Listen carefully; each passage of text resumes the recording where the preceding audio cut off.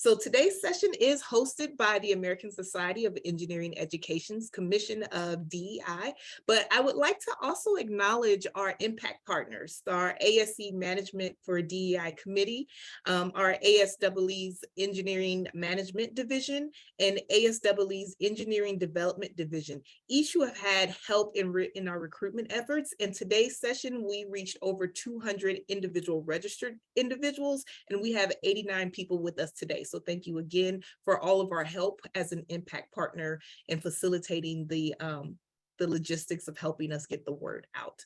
But today's speaker is ready to go. So I would like to introduce to you today, Dr. Megan Pollock. She began her career playing with the light projection on tiny microscopic mirrors as an engineer for TI Instruments. Through her company, Engineering Inclusion, she now utilizes metamorphic projections and mirrors to shine a light on micro and macro social systems that, when adjusted, improve students and employee success in science, technology, engineering, and mathematics.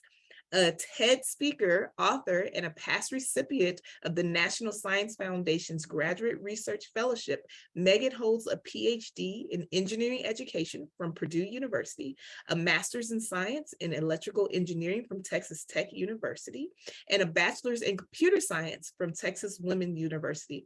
As an engineer, she turned educator, and Megan focuses on helping others intentionally as she engineers inclusion in education and in the workforce. So with that, I would like to turn it over to today's speaker, Dr. Megan Pollock. Thank you. Thank you so much, Christina. All right, I think I got my screen shared. You're seeing the blue screen, yeah? All right, welcome everyone. I am so thrilled that you chose to be here today. We have a pretty large audience. We had over 200 people register. And so for that, how we're gonna do our session today is we are gonna have lots of interaction, and then we're gonna save the breakout discussion for the very end, so that we'll be able to allow people to participate in a way that they can. And then for those who can stay on and hang on for discussion, you'll be able to dive into the end. Now, again, this is based on initially the TEDx talk that I delivered a year ago in Chicago. You can check that out and listen to it if you want. It's 11 minutes. And I have a discussion guide if you want to show that to your team. And so all of the resources that I'm going to share today are in the chat. So the link 7ev.co/leader, everything I'm going to share is going to be there. But I do want to, again, thank everyone for coming today. This is important to me on a variety of reasons. One, I love the topic, but the Commission for Diversity, Equity, and Inclusion for ASEE is something that I've committed a lot of time to for the last 4 years.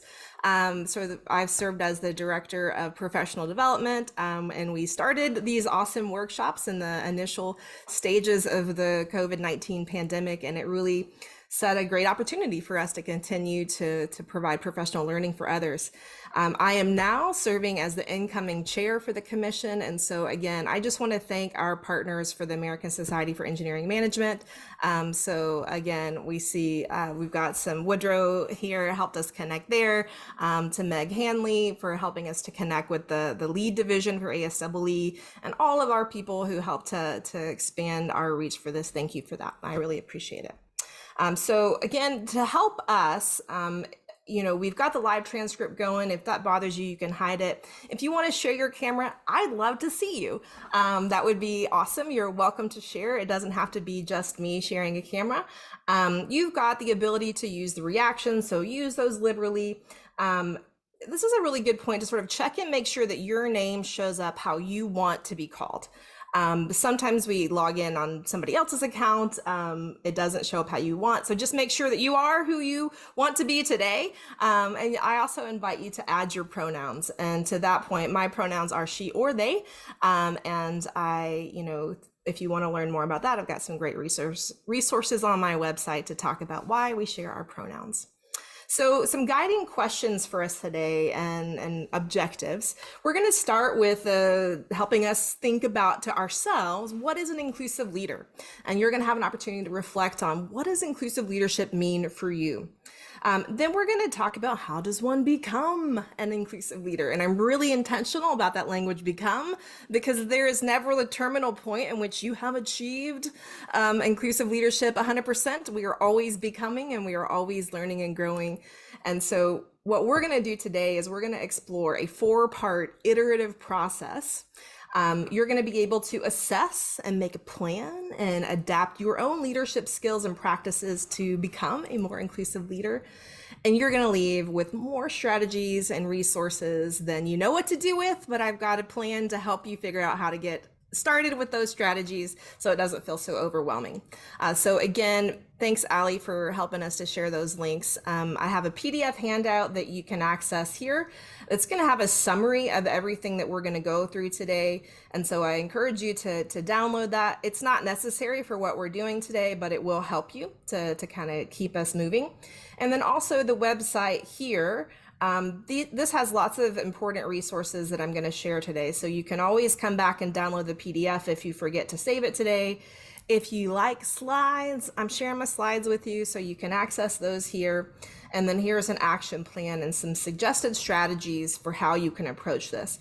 And so as we go throughout the time today, I'm going to add a bunch of links in the chat as I'm talking, but everything I'm sharing, I'm pretty sure is already on this page, but it's just an opportunity to kind of point you to the direction of all of the resources that I'm going to be sharing. So again, you can access this now. We'll keep putting the link in the chat. And again, the handout looks like this.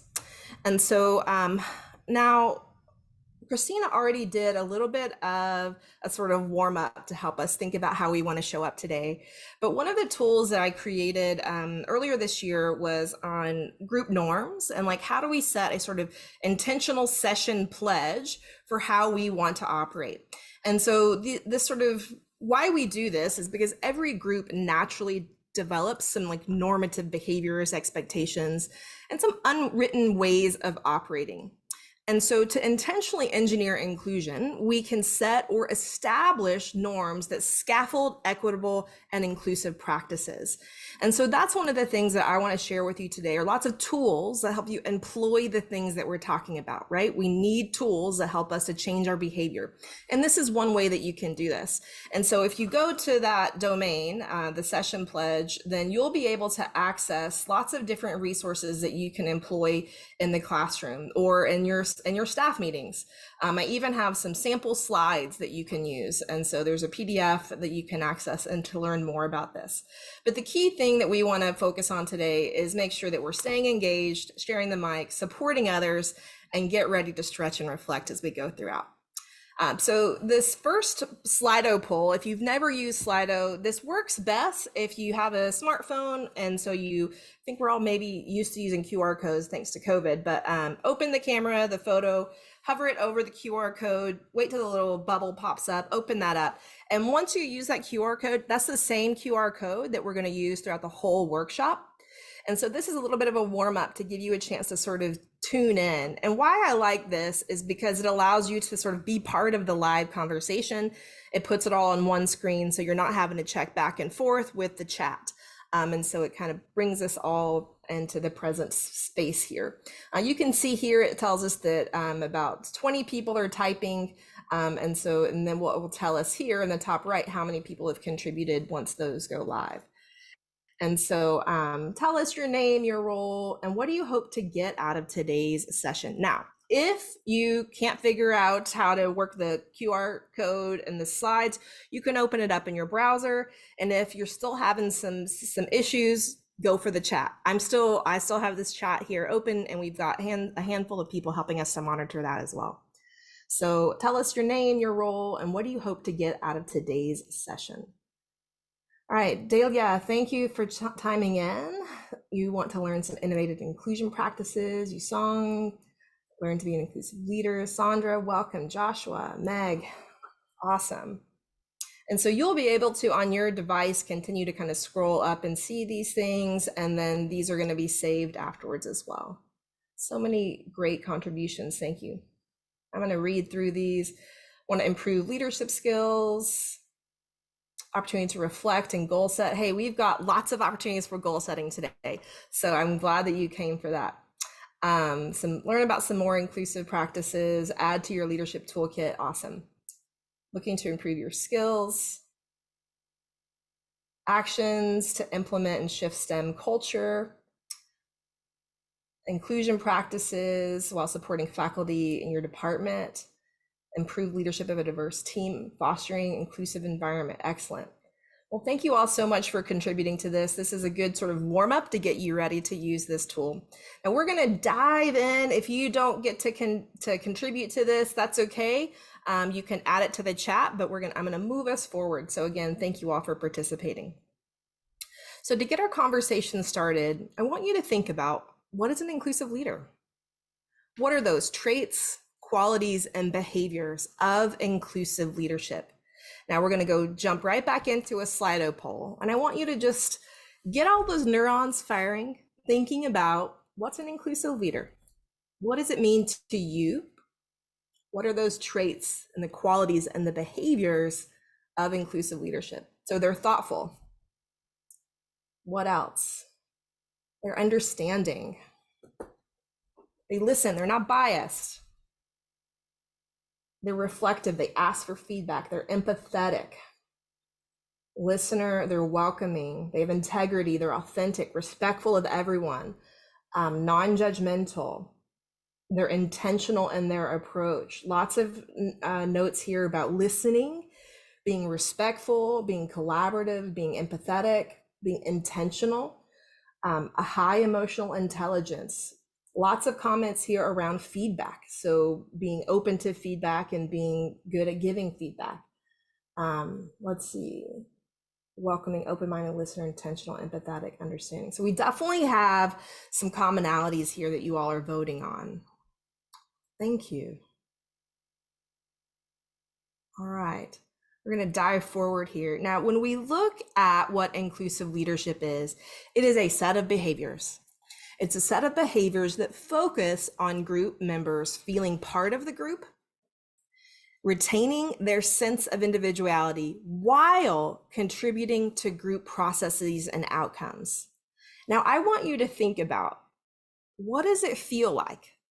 What does it feel like to belong while being your authentic self and being a valuable member of a team? What does that feel like?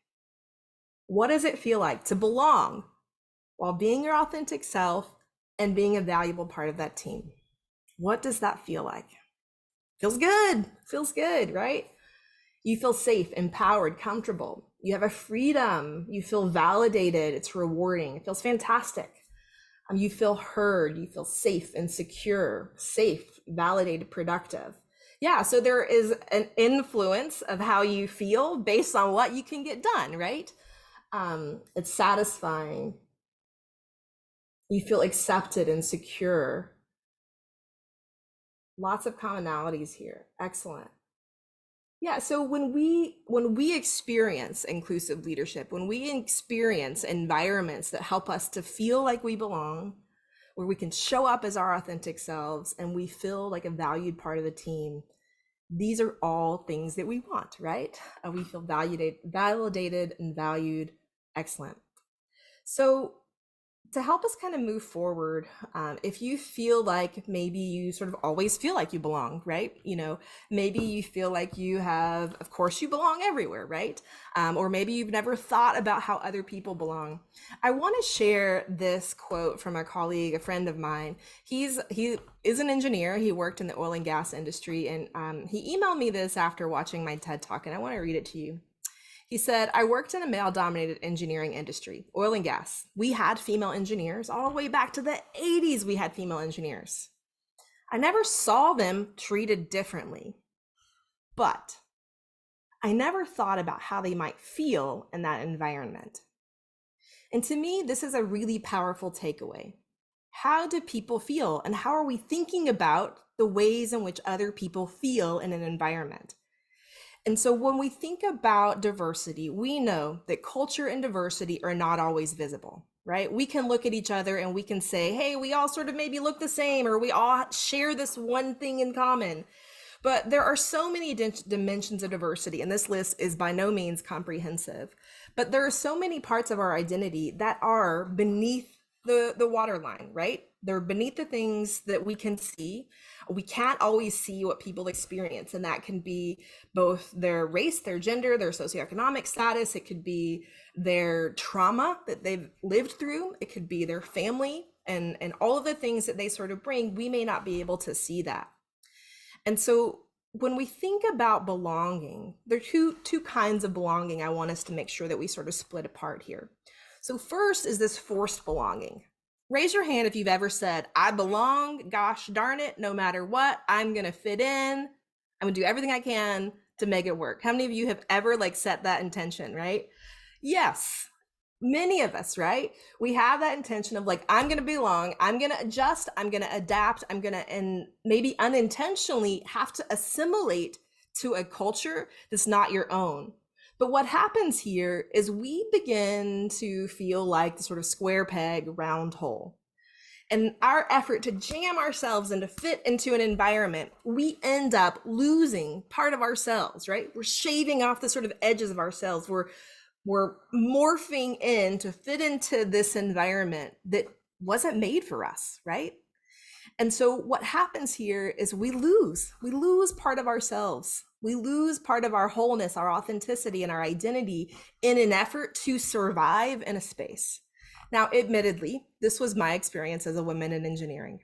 And I didn't realize it until I left engineering and began to think on and reflect on all the ways that I was so determined to fit in, all the things that I did, all the things that I began to do as a function of trying to fit in with my team, right? And that's what I want you to think about. What are all of those things that maybe you even love now, but you tell yourself that you love them because that's what your team loves and that's how you talk to your team, right? For my team, I never watched TV, believe it or not, until I worked in industry. I had to start watching TV so I could talk about The Office with them. I had to watch football so I could talk about Texas football with them. I never cursed before I was on my engineering team, and now I can't stop, right? And so maybe that one stuck. But I can do without football. I can do without I still watch lots of TV now, but right, we change to try to fit into these environments, right? But what we want to think about is structural belonging.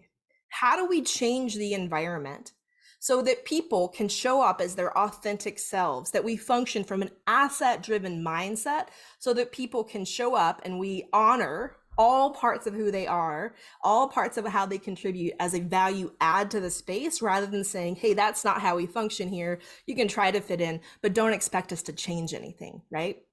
If we want to create structural belonging, we have to build our environments, build our cultures for people, right? We can't just say, hey, come in, see if you can fit in. We need to change the way that we operate. Just released a couple of days ago, I did a podcast interview with a group out of Europe, actually, the Sour, they're a design studio. And so you can listen to this podcast. I'm going to drop the link in the chat here.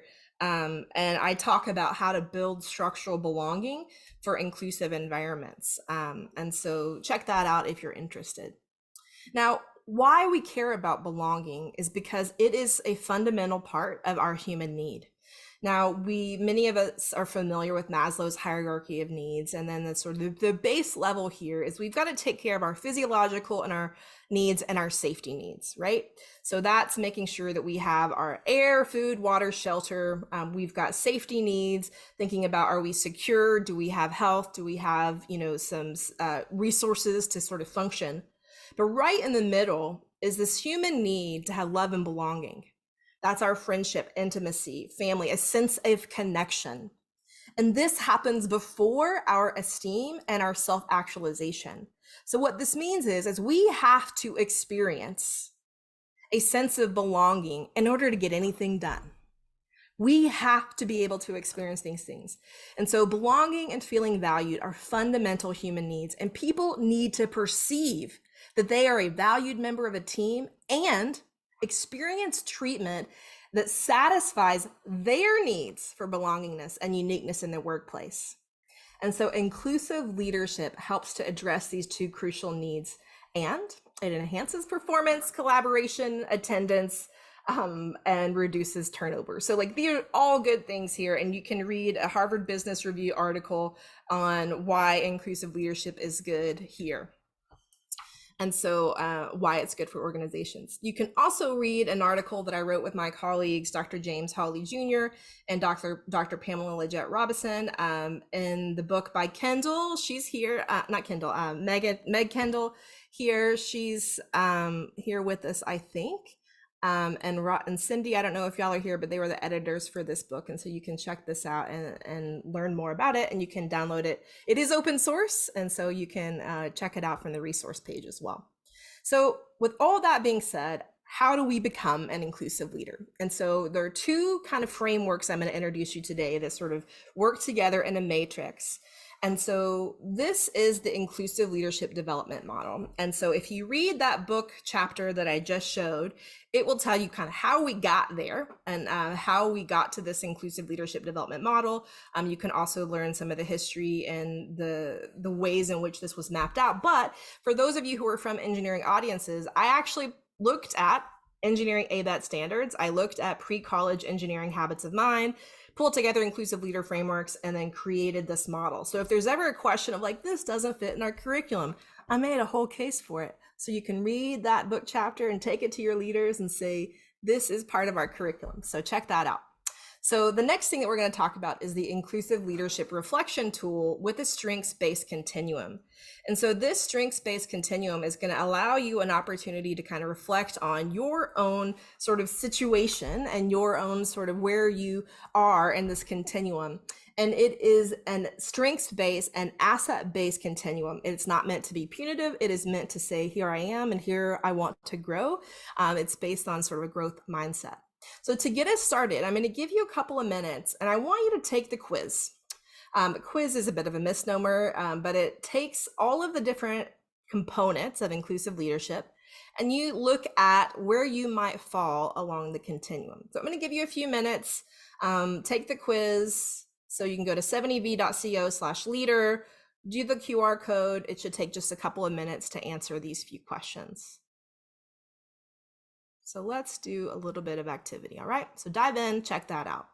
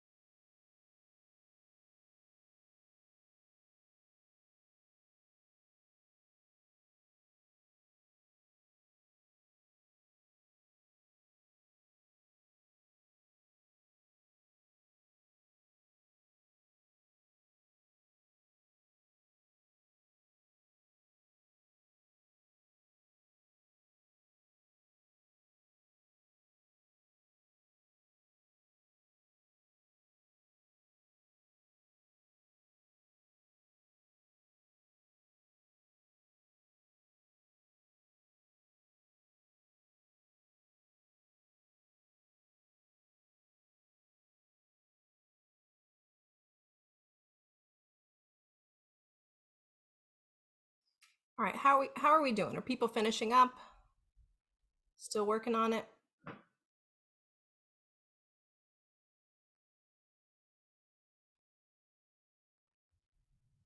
All right, I'll give you about one more minute.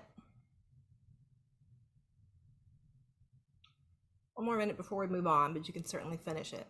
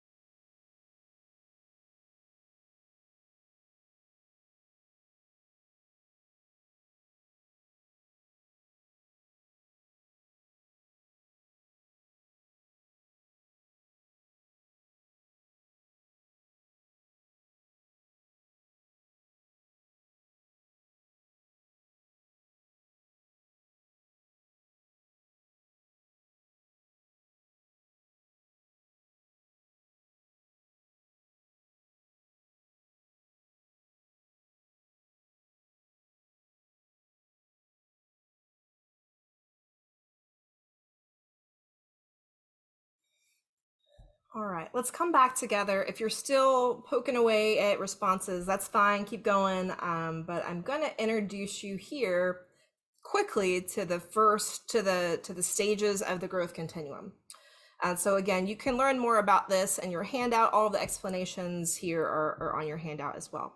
So the first part of the growth continuum is that you are aware, that you are at a moment where you recognize that you have an opportunity to learn, and begin to practice those knowledge and skills. The next part of the continuum is that of a novice. At this point, you are demonstrating beginning knowledge and skills, however, with a very limited use of the defined practice. The next part of the growth continuum is a moment where you are committed. Here, you commit to and you expand your knowledge and skills, but your performance is inconsistent. Now, again, as we go into this next one, I want to acknowledge that you could be multiple things, right? Now, the quiz had you select the best one that you sort of felt like you fit in, but you could be inconsistent and still teaching this stuff to others like me, right? So I may be inconsistent at my inclusive leadership practices at times because I'm still developing that. I'm still 100% committed, but you can also begin teaching that. So the next part of this is that of proficient. You are applying those knowledge and skills consistently and thoroughly in a recognizable way. That means other people see it too. The next to last is that of an exemplar. You are sustaining an exemplary level of practice and you intentionally model this element for others. And then the final part of the continuum is that of a reformer. You are stimulating and facilitating institutional change, improving system-wide outcomes for marginalized and traditionally minoritized individuals. So again, this is the full continuum for the reflection tool. Now we're going to dive into each of the components, and it starts with us, right? So again, this model is iterative. There's no point in which you say, I've got myself figured out, now I can move on. It is, you're doing all the things, all at once and continuing to learn and grow as you move through them. So first, an inclusive leader understands those social and political contexts that creates their identity and how it influences and biases their perception of the world. And when we think about how we begin to understand our social and political context, we have to begin to think about positionality. And so this term was certainly popularized through qualitative research, but it's gaining lots of popularity now. If you read the Journal of Engineering Education, if you've done some of our other events through ASEE and read some other conference papers, some of our colleagues, Stephen Sekulas has written, and his team has written on positionality. He's got a great paper I encourage you to read.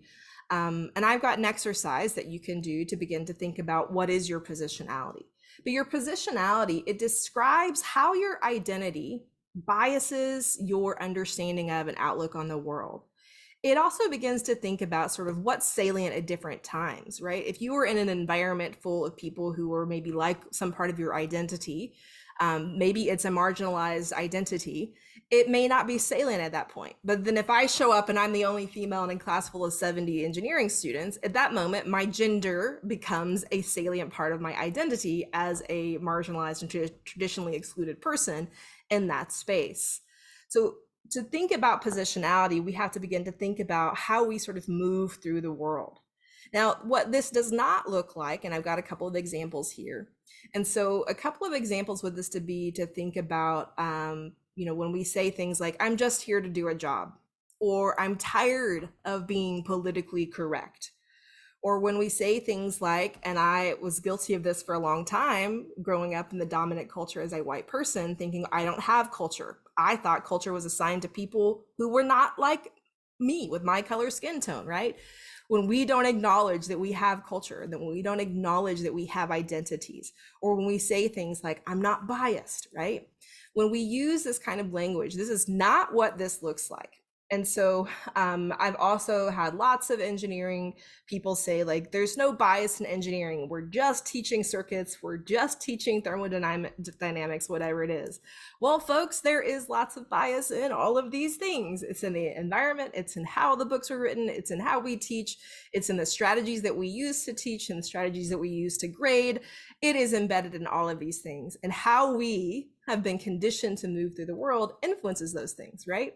So part of our individuality is thinking about, what are sort of my ways of knowing and doing, and how am I pushing those on the classroom? How am I pushing those on my team, and not considering other ways of knowing and doing? And so some planning prompts that you can do here is to begin thinking about, in what ways are we as a team, how are we collectively encouraging each other to reflect on our identities? How are we inviting dialogue that expands our social consciousness and explains how our identities bias our perceptions and outlooks on the world, right? So this sort of individual state, this is looking in. It's doing lots of work to understand who you are, your lived experience, and how it affects how you function, how you move through the world. That's a function of where you grew up. It's a function of the kind of television that you've watched. It's a function of your family culture. It's a function of your race, your gender, your class, and how all of those things shape how you see the world. So some strategies that you can do here, and again, all of these things are accessible on my website, is to, one, examine your positionality.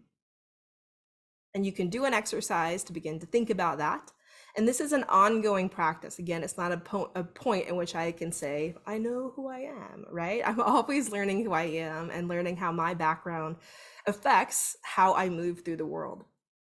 Next, you can incorporate activities into your day where you're explicitly asking yourself, how does my gender, my race, my ability, or any other intersection of my identity, how might it be an advantage or a disadvantage in some situation or collaboration?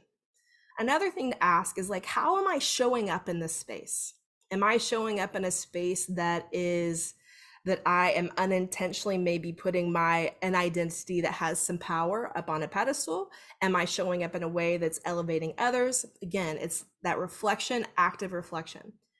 Another thing that you can do, and this was something that came up in your feedback on what is an inclusive leader, but it's creating a culture of feedback on your team that holds space for helping each other to learn to see and examine blind spots. So this is creating an environment where it's okay to say, hey, this might be a blind spot for you. Can we talk about this? Or, hey, would you be willing to kind of look into this? And then not getting deflected and defensive about that kind of feedback, right? We have to create a culture of feedback that allows that. And then certainly you could read that article, the Harvard Business Review article that I shared as well, and reflect on how you might be able to improve and become a more inclusive leader. So I want you to take a minute to reflect. You've rated yourself on when you did the quiz. I want you to take some notes of some evidence that supports where you sort of fit on that continuum. And then I want you to set some goals. So I'm going to leave the screen out for just a minute to allow you to reflect. And then I'm going to invite you to share a goal on a Slido. So just take a minute to sort of note evidence of sort of where you fit on this continuum. And then think of a goal that you want to set. Maybe one of those actions, maybe one of those strategies.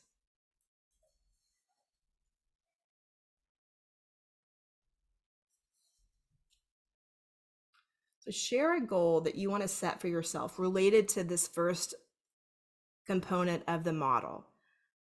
around individuality and you as an individual. How do we look in?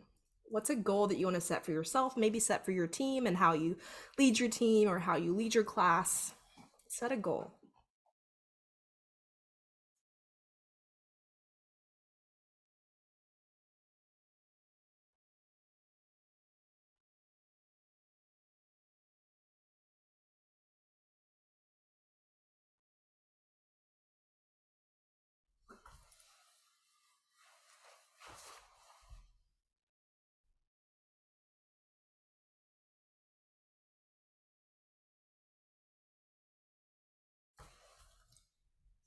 All right, got a couple of contributions so far. So somebody wants to reflect daily on how you show up in your team interactions. And this, even though I have another part of the model that's called practices, this is also a practice, right?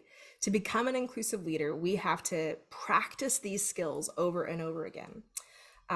So work on impact beyond your sphere of influence towards systemic change. Excellent. Acknowledge what's going on better. So that's about paying attention. It's about listening, right?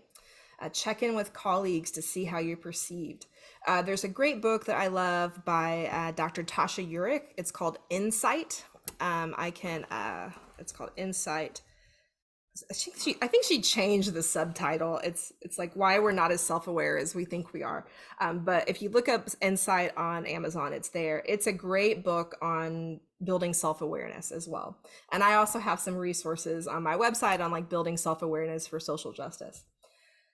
Let's see, leading and support where did it go? Lead and support the campus community to accomplish belonging, inclusion, and diversity initiatives. Ensure the language that you're using is inclusive of all. Bringing inclusive discussions to your class where everyone can participate. Creating a culture promoter. Awesome. Be actively aware and reflect. Share this information. Excellent. All right, well done. We are going to move forward talking about lens, and we got a couple of notices on sphere of influence. So I'll make sure I have a sphere of influence activity. I need to take notes of all these things I'm seeing I need to add. All right. Develop a culture of feedback and reflection. Awesome. So we're going to move forward to the next part. The next part of the model, and that is the lens.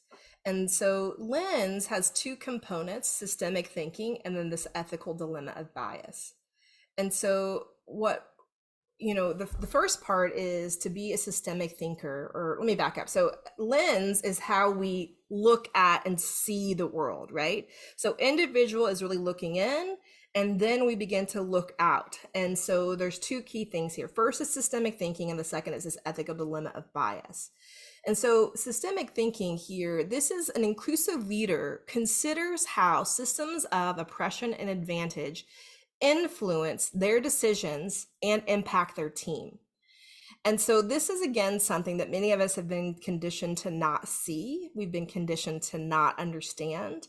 And that's particularly easy if the system was built for you, right? If the system was built for you, you're not experiencing the barriers that other people face. Now, this is outside the scope of what we can accomplish today, but I've got this imaged. If you want to learn more about the 4 eyes of oppression, thinking about ideological, interpersonal, institutional, and internalized, I encourage you to dig into some of the resources on my website. But again, we have to begin to think systemically. And the next key part here is this ethical dilemma of bias. And so an inclusive leader investigates how interpersonal and institutionalized bias produces an ethical dilemma that we must address, right? So just acknowledging that bias exists and then not doing anything means that we aren't looking at it systemically, and then we are complicit in those systems, right? And so for this part, what the lens does not look like are saying things like women just aren't interested in tech careers, right? When we say things like that, we aren't understanding the systemic ways in which women have been excluded from tech careers, right? We're not looking at the ways that maybe we have interpersonal reactions that continue to marginalize and exclude women from tech careers. We're not looking at the ways in which some women have internalized these ideologies and continue to affect them. And so from a systemic thinking standpoint, we have to acknowledge that we have to address systems of oppression at all 4 levels to begin to reduce those barriers. Saying things like they, right? That's usually problematic language. They just don't succeed in that type of role. Or saying language like they just didn't ask for more, right? And so that's how the pay gap, for example, is perpetuated. And so some planning prompts that you can employ would be thinking about how can we use root cause analysis, that's systems thinking. If you ever use Six Sigma, if you ever use, Kanban, if you, lots of different Kaizen ways of problem solving, you can use lots of root cause analyses tools. And I've got lots of free tools on my website to help you as well, to reveal the inequities that our marginalized people are facing and to help us understand what they're experiencing. So that usually means we got to ask them, right? Second is thinking about how are we considering those institutional barriers that marginalized and minoritized people face in the workplace and actively working to remove those obstacles and supplant them with support. And then finally, in what ways are we establishing guardrails that attempt to protect us from biased decisions, policies, and practices? Another way of thinking about this is thinking about the term nudges. And so I've got a couple of book references on the webpage that I'm certain that are there, thinking about what are those sort of nudges that we can put into place that help us change our behaviors. So an example of a nudge would be, how many of you set your alarm, but it is not on your nightstand? So you have to get out of bed to turn off your alarm, right? That's changing an environment that nudges your behavior that says, hey, don't turn off the alarm, right? You can take a little bit extra work. So that's an example of a guardrail, a nudge to change behavior. So in what ways are you as a leader, as an educator, as a manager, putting up guardrails, tools, and strategies that help you to reduce the ways in which decisions, policies, and practices may be reinforcing systems of oppression? So examples, strategies that you can do is we want to always ensure that we use diverse people, stories, and way of knowing and doing. We want to push ourselves to think about issues systemically. This is particularly important because so often when things get reduced around diversity, equity, and inclusion work to the interpersonal, where people say things like, well, I'm not racist, or I'm not biased, or I'm not this, I treat everyone the same.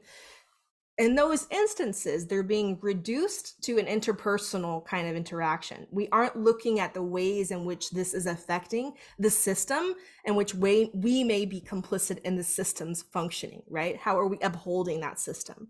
So we want to make sure that we are pushing people to think about issues systemically.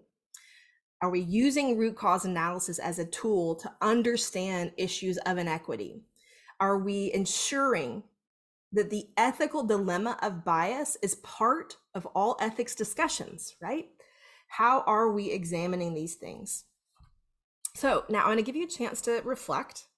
So the same as last time, I want you to start to note some evidence of how you are employing systems thinking and this ethical dilemma of bias. So what's some evidence? And then I'm going to get you to share in just a minute some goals for growth. What's some evidence of you building a practice of systems thinking, acknowledging this ethical dilemma of bias, and get ready to share a goal for growth?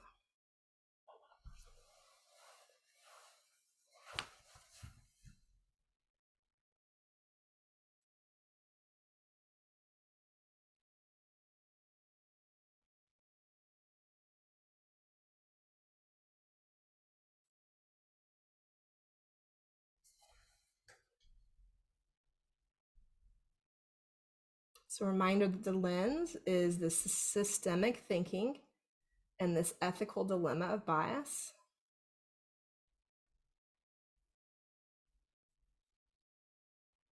What are some goals for growth here?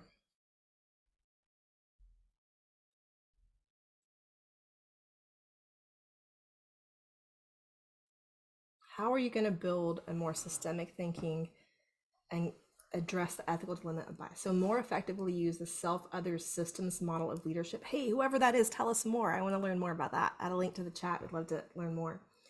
Identify biases in the workplace that are invisible to participants. Consider other points of view. Try to understand their stories. Recognize your own biases and owning them, seeing which one I can start working on. Yeah, remind self and others of root causes and create nudge questions to broaden perspectives. Excellent. So to that point, I have on my website a couple of tools. So here are some unbiasing nudges. And so you can access this. Let me see if I can pop up this PDF really fast. So this PDF on this sort of unbiasing nudges, these are small behaviors that you can employ. So this is something you can download this PDF and like print it out, make it a poster. It can be a way of sort of checking in with each other as well. If you want to try to help others think about their own biases, we all have them, absolutely. Walk in others' shoes, push the admin to consider the impact of decisions that are inequitable. Challenge employees who make things personal and push them to look at the system. And I will say this is a very challenging thing to do for people from dominant cultures, because people from dominant cultures, like white people, people who have benefited from the system, don't see the inequities in the system naturally, right? So it is a growth process to help people begin to see that. And that, again, is a practice. Oh, Google decided to kick me off. Great. Sign in. Thank you, Google, for protecting my security. That's so funny. Google's never kicked me out of a live presentation before. So give me a second to get back to the slide. I wonder why I did that. So the Slido poll should still be open, so you can still be contributing to it. Let me just get back to it.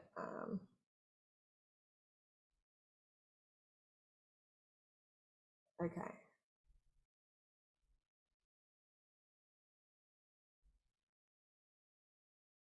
All right. Here we go. We're back online. Sorry for that, about that, folks. So reframe thinking and actively seeking perspectives that are different from your own, acknowledging bias and peer review and tenure review and all of these things, right? And how we grade and how students grade. It's in all of the things. Yeah. Excellent. Reminder that our discomfort is not a priority. Yeah. Okay, excellent. Okay, so let's dive forward and look at practices.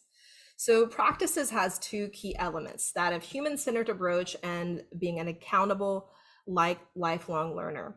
So I see so that inclusive nudges resource is on the website, so you can download it here. I haven't built a web page for it yet, but it is, I've got a cognitive biases tool and then unbiasing nudges. So that's on the link that you can download. So 7ev.co/leader.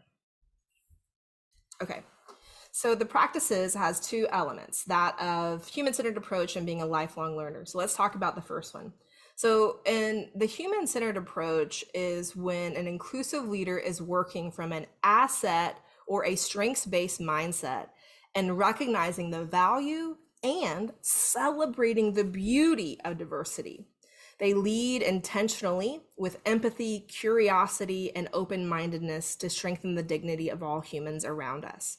If the term asset mindset is new to you, I encourage you to look it up. It's something that's really gaining a lot of space and our work. And I will also admit that there are a dearth of resources. So if you are looking for something to publish on, this is it, folks, because everybody keeps talking about it, but there's not a lot of great resources on it. But it actually comes from the psychology around strengths-based approach. And so it's looking at how do we build on people's strengths? How do we acknowledge the value that they add instead of looking at someone and saying they aren't doing this, they lack this, saying what is this person bringing to the space rather than what do they lack? What's the deficit mindset? And the next key component of this is that of an accountable lifelong learner. And so here you are reflecting on your personal and institutional actions, and you're committed to learning more about what you don't know, including other ways of knowing and doing. I know for me, one of the things that was one of the most powerful things I learned many years ago was learning about sort of individualistic versus collectivist ways of knowing and doing. And when I look at how my sort of mode of operation as, a white woman growing up in a very, rural kind of community, I sort of operate by like all individualistic characteristics.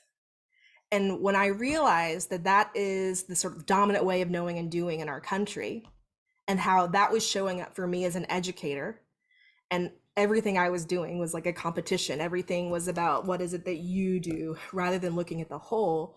One, I realized like, wow, I want to be a collectivist. And so like I actively work to that, but I know that my brain's not wired to that. And so I have to put a lot of practice to perform in that and be in that kind of way. But I also want to bring in collectivist ways of knowing and doing and honor those in how I teach and honor those in how I lead, right? And so thinking about that is another approach for you. The second key part of this is you are personally accountable for the mistakes, the failures, and the mishaps because you're gonna make them, rather than deflecting, avoiding responsibility, and claiming good intent. No person from a marginalized group cares that you had good intentions, right? When they've experienced microaggression, when they've experienced discrimination, when they've experienced some disadvantage, you don't need to tell them that you had good intent, right? That's not going to fix that for them. Hear what they're gifting you with and say, wow, thank you for this feedback. I'm going to do something about this. I'm going to learn more. I want to begin to address this issue, right? So being accountable, again, takes practice. So let's look at what this does not look like. It's saying things like, hey, that's not how we do it, or that's not what we meant, or saying things like, don't be so sensitive. This is not what these practices look like. So some prompts that you can employ. So hey folks, for those of y'all who are having to jump off, I'm so glad that you came. I have your emails from the registration list and we'll send some follow-up. So thanks for joining us. So back to the planning prompts. Some prompts that you can use are thinking about how are we shifting mindsets to value and elevate different ways of knowing and doing? How are we celebrating differences rather than suggesting people hide and avoid them? And this particular one is in deep contrast with a big movement of like, don't talk about differences, don't talk about race, don't talk about gender, because that somehow divides us. Folks, it doesn't, right? When we talk about who we are and our identity, and we talk about them in an authentic way, that is a way to celebrate the beauty of diversity. It's a way to increase our own understanding of the experiences of other people. And then finally, how are we practicing visible accountability for mistakes, failures, and mishaps? And so visible accountability means how are we demonstrating that publicly so that people say, hey, we are learning from and we are all growing in this. Some strategies that you can employ on your team, in your classroom, or in your company is to think about how do we incorporate activities that encourage curiosity and respect of other ways of knowing and doing. How do we challenge people to creatively solve for equitable and inclusive solutions? How do we expand? There's a tool that's also linked in some of the resources called the Expanding Engineering Limits concept that I'm forgetting the citation for that, but that engages people in deeper learning about ways and understanding of gender and other diversities within engineering culture, how that could improve engineering practices and outcomes. And then finally, emphasize empathy and accountability as a crucial skill for your team culture. So this is, what we evaluate is what we think is important. In the book chapter that my colleagues and I wrote, we talk a lot about the sort of hidden culture, the hidden curriculum, the null curricula. What we don't evaluate is saying we don't care about it, implicitly or explicitly. And so if we think that empathy, accountability, inclusive collaboration is important, how are we monitoring that and evaluating that? So same drill, we're going to give you a chance to reflect on this. I want you to note some evidence of your progress in this, and then we're going to get you to share some goals for success here. Set some goals. Give you another minute to reflect.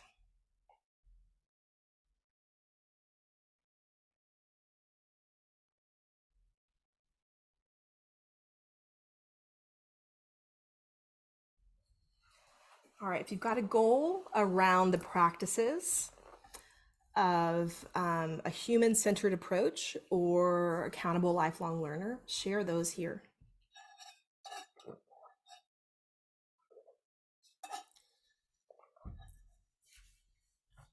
So becoming an accountable lifelong learner doesn't mean to go ask your one Black friend about all experiences about Black people. That's not what that means. It means read some books, follow some people on Twitter, watch some movies and documentaries, do your own research. Don't ask people to represent their entire race, gender, or ethnicity. You can certainly ask them their experience and stories if you are comfortable, if you have a relationship with them, but be thoughtful to not ask them to represent all people. So it's the first one here, being unapologetic about championing DEI, but at the same time making it clear that mistakes will happen. Absolutely. Reinforcing the importance of measurement for EDI matters. Convert covert climate evaluation to be more asset-based. I think you mean convert.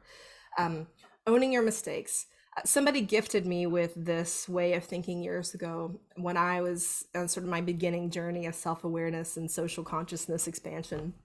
I'm like, oh my gosh, I need to go apologize to everyone I've ever met for these things, right?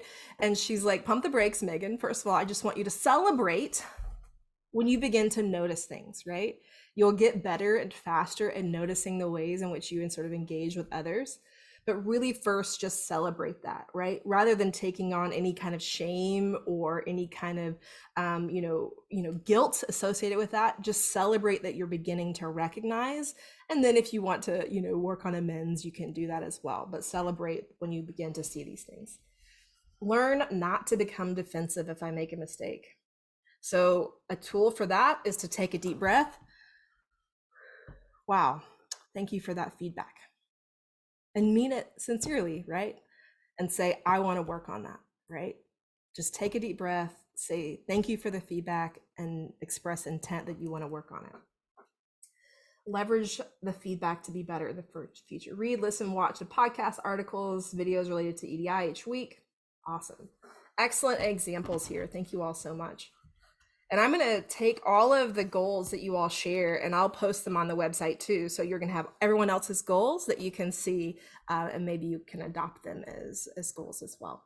So let's drive forward to the last part of the model.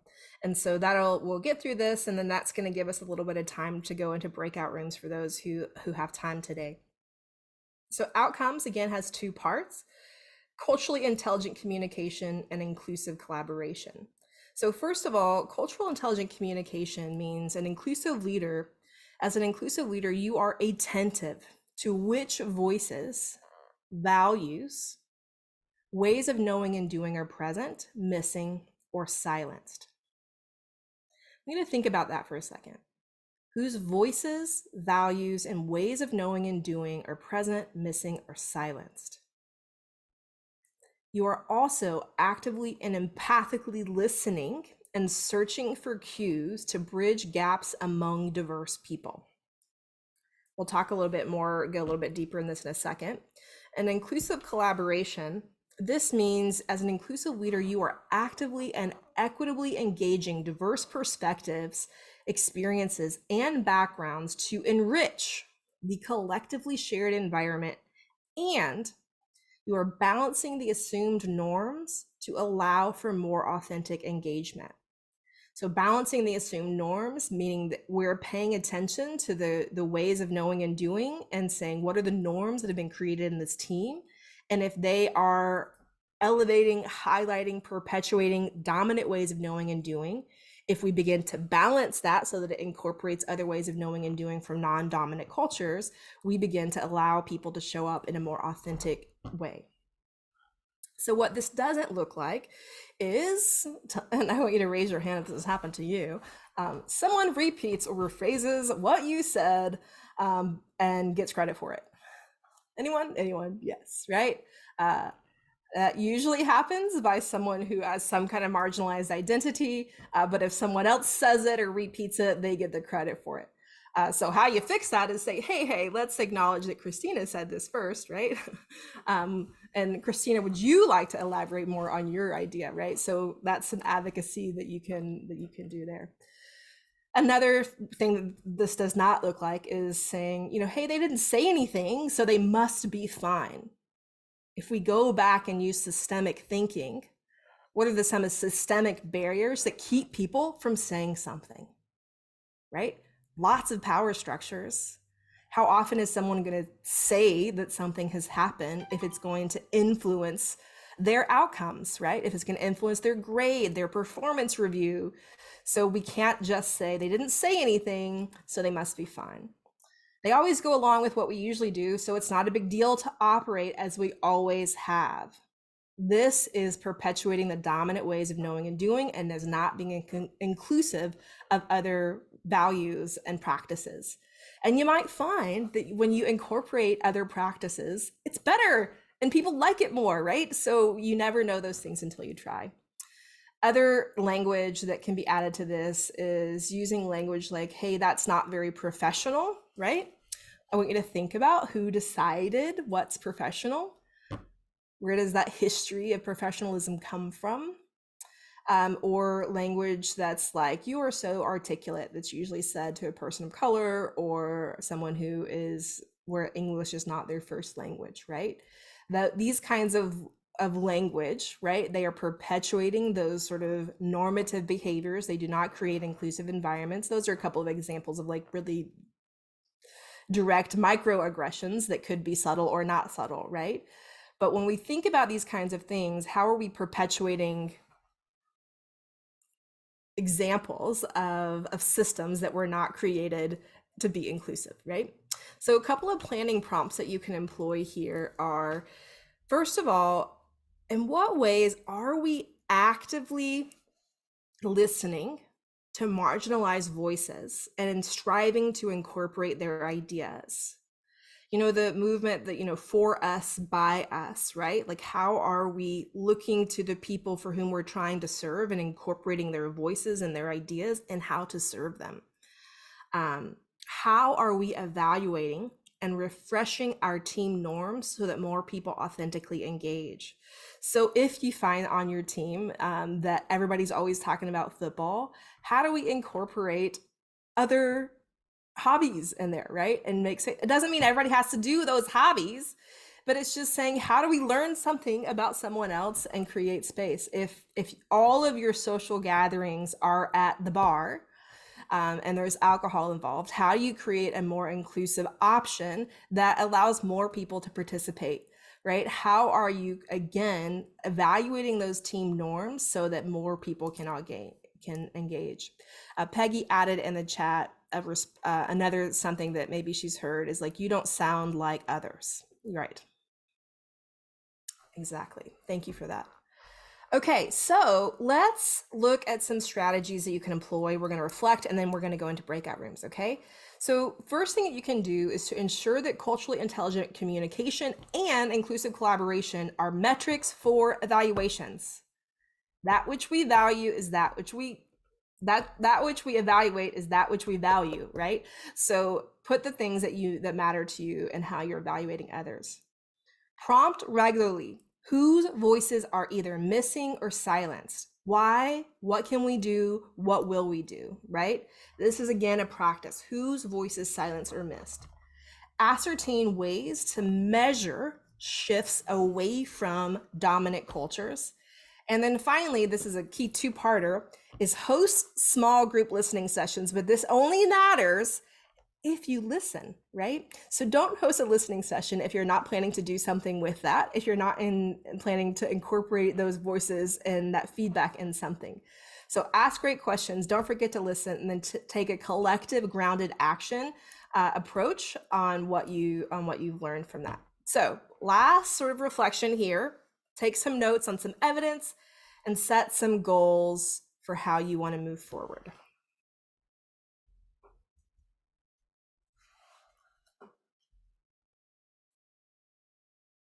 All right, set a goal for yourself related to outcomes, culturally intelligent communication, and inclusive collaboration. while you're thinking on this, I have to add, the notion of listening. How many of you have ever taken a class on listening? Not many of us, right? What is one of the most important skills in life? Listening, right? So I have a lot of resources on my website on listening if you're interested in kind of learning more about how to be a better listener. Not that I employ them all the time, but we can keep learning, right? All right, so let's set a few goals for success here related to outcomes. I'm going to see what you all want to move forward. And hopefully you've written these down for yourself. So you're going to leave with 4 key goals. Think about people's reactions before you do something that might affect them. I love the saying, moving away from the golden rule, which is do unto others as you'd have them do unto you, to do unto others as they'd have them do unto them, right? So instead of treating people how you want to be treated, treat people how they want to be treated.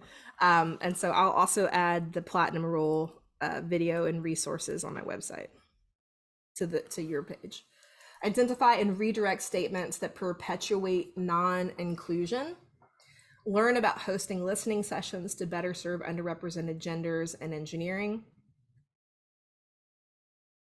Excellent. Let's get one more, and then we're going to jump forward to the conclusion here.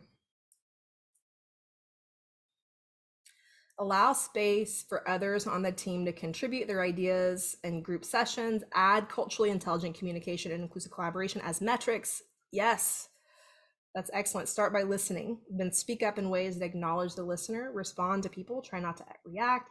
If I cannot create a space that is psychologically safe, then I will ask for anonymous perspectives and contributions. Excellent. Thank you for those contributions. So now we've made it through the 7 components of this 4-part model. Again, this is iterative. We're doing all the things and we're moving through as we continue to grow. I want to check and see if anybody set, okay, those weren't questions. Those were some responses. So remember that you've got all the resources here. I'm going to do one. This is the reflection that I want you to take into your breakout room. And I want you to reflect on and share in the group 3 things that you learned, 2 things that you want to do differently, and 1 immediate action item. And then we're going to share those action items when you come back in a chat storm. But again, if you're dropping off because you don't want to do a breakout room, I get it, it happens. Christina is going to send an evaluation. I also have an evaluation. I also offer certificates for participation in this. So you can do that as well. You can also join my mailing list if you're interested. Awesome. So we're going to do a little chat storm. So what a chat storm is, it's a way for everyone to contribute ideas all at once. And so this way everyone sort of gets a voice and they aren't biased or deferred by what others say. And so how you do it is you offer a prompt, and the prompt is, what's your 1 action item? I'm going to give you a minute or so to respond and reflect and prepare your answer in the chat. You're going to do it on the Slido, but don't hit submit. But because we're using Slido, I can time that. And then we'll be able to see your action items. So while y'all are adding in your action items, I want to open up the floor for questions. I realize we didn't get a lot of opportunity to ask questions. So while y'all are contributing to the action item, what's on your mind? What questions? Maybe a big takeaway that you had from your small group discussion. You should be able to unmute and share with us. Or you could type a question in the chat as well. Well, one thing that I said, and everyone seemed to agree with it, is that, and it has never been an issue with me, but I'm going to be doing it even more. Not an issue with me because I'm usually very vocal, but when I see that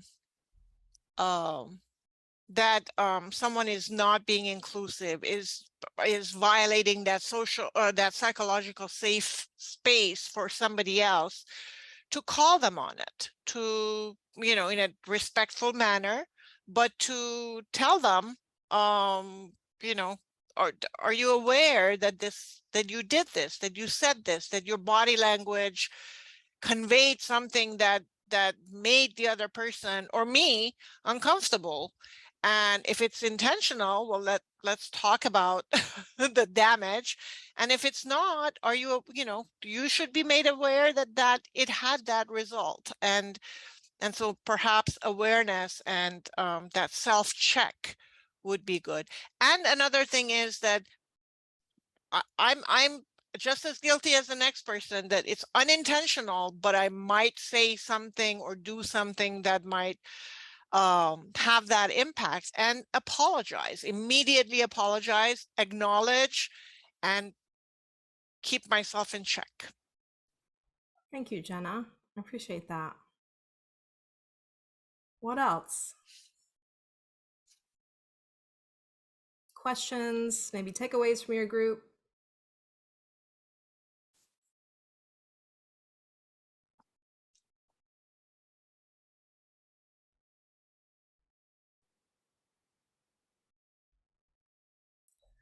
All right, well, it looks like we've got only 4 people contributed. We got one more person typing. If, again, you could add your action in the chat. So hopefully plan to introduce this model to leadership, be more consistent, share something, practice accountability, ask questions of others. It looks like we got a little jumble. Hopefully you are leaving today with some excellent takeaways, some goals, some action items that you want to take. I want to encourage you to check out the website. This again kind of gives you an example of things that sort of you can sort of move through this, ways that you can continue the conversation with your colleagues, with people around you. I've got lots of free resources on my website that I hope that you'll be able to use in your work. And again, I'm so grateful that you chose to be here today. Your feedback is important to me. So whether you share your feedback with me, or if you share it through the CDEI list, I want to know how I can improve. It helps me better serve other people, and it helps me increase blind spots if you spotted any for me as well. And so with that, I'm going to turn it back over to Christina. And again, Christina and the CDEI virtual workshop team, thank you so much for hosting this.